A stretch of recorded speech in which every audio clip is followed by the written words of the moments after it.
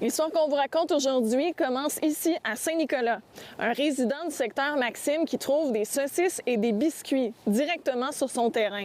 Il trouve ça étrange, il prend une photo et la publie directement sur Facebook. Depuis janvier, on en retrouve là, un stock qui est renouvelé à peu près tous les semaines. Ça ressemble à des saucisses hot dog et des biscuits. Des biscuits pour humains. Là. On a quand même réussi à interpeller quelqu'un qui semblait être le disposeur de saucisses. La caméra est d'une mauvaise qualité, malheureusement. On voit son véhicule, se stationnait, sortait avec une canne. C'est un monsieur de certain âge. Sortait avec une canne pour aller disposer ces aliments-là. Il revenait puis il repartait faire sa route. Là. Ça n'a pas été un enjeu chez nous là, au niveau de l'empoisonnement, on est content. Il y aurait un problème de saucisses dans le quartier près d'ici.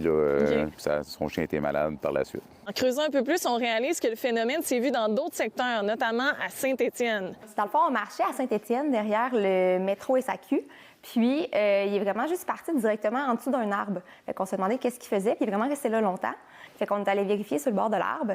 Puis, on a trouvé, dans le fond, mon chum a trouvé des branches de sapin qui étaient comme empilées avec des morceaux de saucisse par-dessus. Sur le retour, il s'est mis à comme être vraiment plus lent dans sa marche.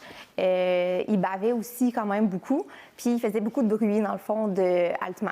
Puis, il a été hospitalisé pendant la nuit au complet. Donc, on voulait être sûr parce que certains poisons peuvent prendre 24 à 48 heures pour se développer. Je sais que c'est peut-être un peu indiscret, mais combien ça a coûté, tout ça? Autour de 2000 $. Plusieurs questions restent sans réponse en ce moment. Est-ce que c'est une personne qui agit seule? Est-ce que ce sont des gestes isolés? Est-ce qu'on contamine volontairement des aliments?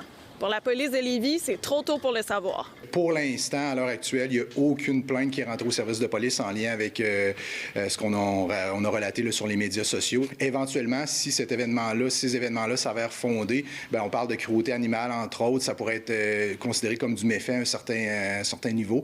Vous avez appelé la police. Qu'est-ce qu'on vous a dit quand vous avez raconté tout ça? Bon, on m'a dit que c'était pas criminel, donc c'était pas nécessairement enquêtable.